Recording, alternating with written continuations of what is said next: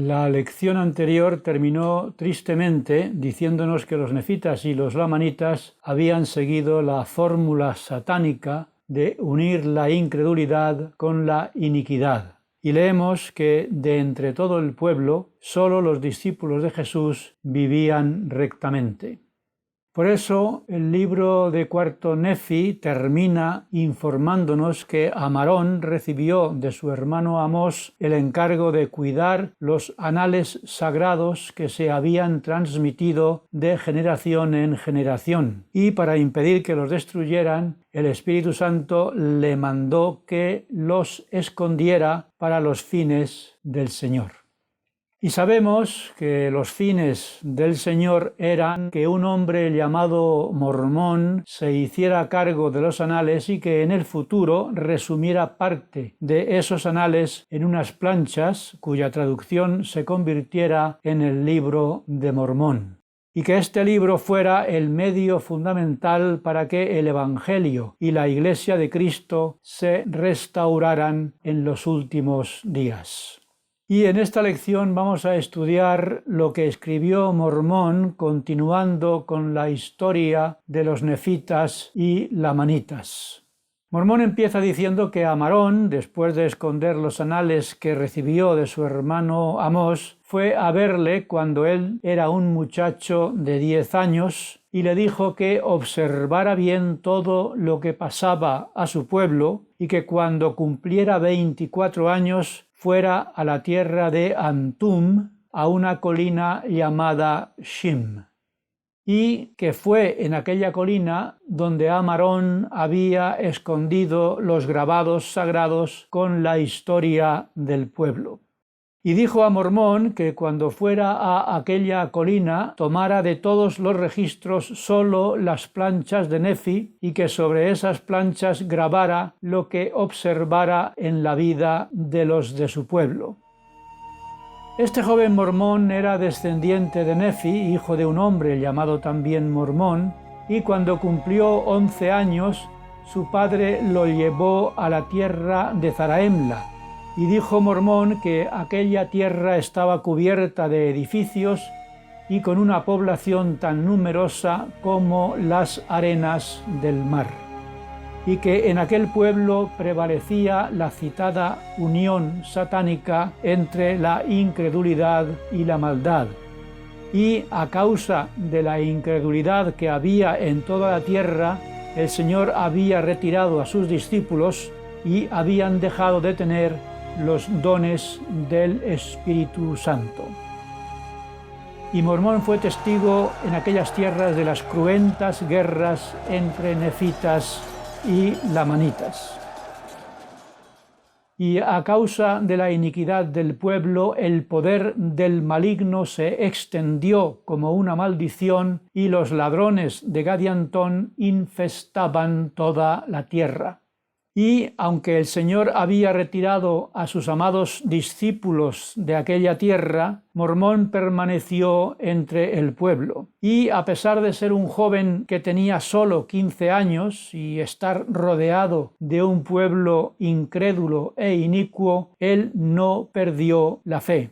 Y su rectitud fue tal que tuvo el privilegio de que le visitara el Cristo resucitado y conociera la bondad de Jesús.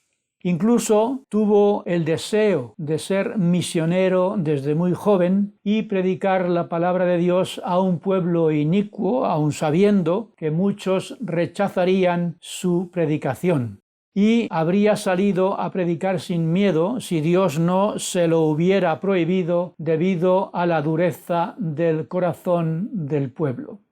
Mormón es, pues, un gran ejemplo para los jóvenes de la Iglesia de Jesucristo que, aunque también ellos están viviendo en un mundo inicuo, se espera que vivan apartados de la maldad y de la incredulidad que los rodea, cumpliendo los mandamientos de Dios. Y estos jóvenes deben estar dispuestos, como Mormón, a compartir su fe con los demás, con su ejemplo y con la predicación de la palabra como fieles misioneros.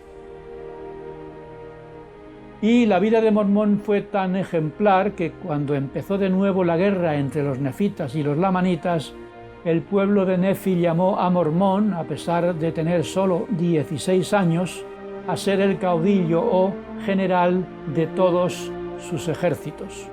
Y toda la tierra estaba llena de ladrones y lamanitas que produjeron una gran destrucción. Pero leemos que a pesar de toda esa destrucción que se cernía sobre el pueblo, los nefitas no se arrepintieron de sus iniquidades. Por tanto, hubo sangre y mortandad por toda la tierra, tanto entre los nefitas como entre los lamanitas. Se supone que los nefitas, como sucede en nuestra época, no establecían una relación causa-efecto entre su iniquidad y sus calamidades y por tanto no buscaban la solución a sus problemas con el arrepentimiento. Finalmente, los nefitas empezaron a afligirse por sus muchos sufrimientos y leemos que empezaron a arrepentirse de su iniquidad y a llorar y a lamentarse. Y cuando Mormón vio que su pueblo se lamentaba delante del Señor, se llenó de gozo y esperanza, pensando que quizá cambiarían su comportamiento y volverían a vivir rectamente. Este gozo de Mormón no duró mucho, porque enseguida se dio cuenta de que los lamentos de su pueblo no eran el pesar de los arrepentidos, sino el pesar de los condenados, porque el Señor no les iba a permitir que encontraran la felicidad en el pecado, y ellos, en lugar de acercarse a Jesús con corazones quebrantados y espíritus contritos, maldecían a Dios y deseaban la muerte. Y Mormón, en su aflicción y frustración, exclamó estas terribles palabras: Vi que el día de gracia, tanto en lo físico como en lo espiritual, había pasado para mi pueblo, porque vi cómo miles de ellos morían en rebelión manifiesta contra su Dios y yacían amontonados como estiércol sobre la superficie de la tierra. Estas tristes palabras de Mormón nos recuerdan la amonestación de Samuel el lamanita a los nefitas cuando les dijo: vuestros días de probación ya pasaron, habéis demorado el día de vuestra salvación hasta que es eternamente tarde ya, y vuestra destrucción está asegurada. Y esto porque todos los días de vuestra vida habéis querido aquello que no podíais conseguir, buscando la felicidad, cometiendo iniquidades. Y eso es contrario a la naturaleza de esa justicia que existe en nuestro gran y eterno caudillo. Y es lo mismo que dijo el profeta Jeremías al pueblo de Judá con estas palabras: pasó la siega, terminó el verano y no nos hemos salvado. Estas palabras terribles mostrarían lo que podríamos llamar una condenación hecha segura. Esta era la situación de desesperanza de los nefitas y es la misma situación en que se hallan muchos de los habitantes de este mundo en la actualidad. De todos ellos escribió Mormón lo siguiente: desde que he sido capaz de observar las vidas de los habitantes de este mundo, he tenido delante de mis ojos una escena continua de maldades y abominaciones. ¡Ay de mí por causa de sus iniquidades! Mi corazón está lleno de pesar por sus maldades todos mis días. Y en contraste con lo que se podría llamar una condenación hecha segura de los nefitas, a quienes estaba intentando dirigir sin esperanza, Mormón añade estas palabras sobre su seguridad en una salvación segura. No obstante, sé que yo seré enaltecido en el postrer día. Y naturalmente estas palabras de Mormón nos invitan a una evaluación de nuestra vida y preguntarnos nosotros si estamos dispuestos a entrar por la puerta estrecha que lleva a la vida eterna o por la puerta ancha que lleva a la perdición, como dijo Jesús al enseñar sobre el arrepentimiento a la conclusión del Sermón del Monte. Y Mormón siguió dirigiendo a los ejércitos de los nefitas para ayudarles a resistir valientemente a los lamanitas. Y dice Mormón que lucharon para salvar a sus familias y sus hogares y derrotaron así a los lamanitas. Pero de nuevo leemos las tristes palabras de Mormón sobre los nefitas diciendo que aunque vencieron a los lamanitas, la fuerza del Señor no estaba con nosotros.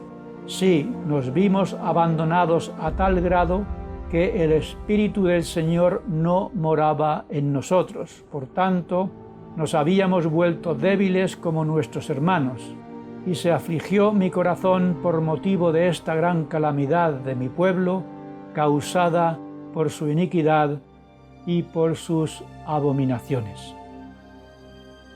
Y el Señor dio otra oportunidad al pueblo, aprovechando que habían hecho un tratado de paz con los lamanitas y con los ladrones de Gad y Antón, pidiendo a Mormón que les dijera lo siguiente: arrepentíos y venid a mí, sed bautizados y estableced de nuevo mi iglesia y os protegeré.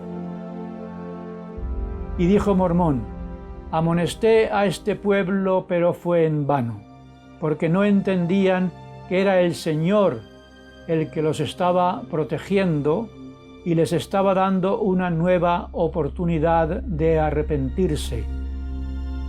Pero habían endurecido sus corazones contra el Señor, su Dios.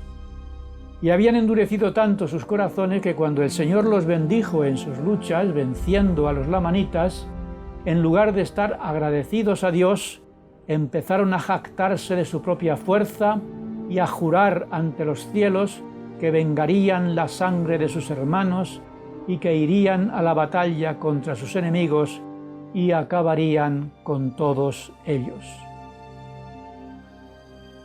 Y cuando Mormón vio esa actitud violenta de su pueblo, se negó a seguir siendo el caudillo y comandante de un ejército lleno de ansias de venganza. Mormón los había librado muchas veces de las manos de sus enemigos con la ayuda del Señor y había orado por ellos para que se arrepintieran de sus pecados. Pero al ver la actitud de su amado pueblo, la voz del Señor vino a Mormón diciendo: mía es la venganza y yo pagaré. Y puesto que no se arrepienten después de haberlos protegido y librado de sus enemigos, los destruiré de sobre la faz de esta tierra. Y Mormón se negó a seguir marchando delante de ellos contra sus enemigos, y obedeciendo lo que el Señor le mandó, Mormón se convirtió en un testigo pasivo de su ruina. Y nos recordó que Dios, lo mismo que estaba haciendo con su pueblo, nos juzgará a todos diciendo lo siguiente: todos tendremos que comparecer ante el tribunal de Cristo. Sí, toda alma que pertenece a toda la familia humana de Adán. Todos debemos presentarnos para que nos juzguen por nuestras obras. Y Mormón nos manda que creamos en el Evangelio de Jesucristo, y a los judíos les recuerda que aquel Jesús a quien rechazaron es el verdadero Cristo y el verdadero Dios. Y, como dice el título de esta lección, nos dice con angustia y tristeza: si tan solo pudiera persuadiros a todos vosotros, extremos de la tierra, a que os arrepintieseis y os preparaseis para comparecer ante el tribunal de Cristo. Y con estas palabras termina el capítulo 3, y en el capítulo 4 vemos la indiferencia del pueblo a esta petición de Mormón de que se arrepintieran de sus malas obras. Y vemos a los nefitas que, en lugar de usar sus ejércitos para defenderse, los usaron para atacar, saliendo de nuevo a luchar contra sus hermanos los lamanitas.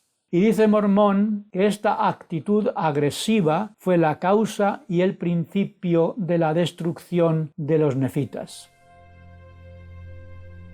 Y Mormón comenta horrorizado que otra vez vinieron los lamanitas a la batalla contra los nefitas, que seguían sin arrepentirse de sus pecados.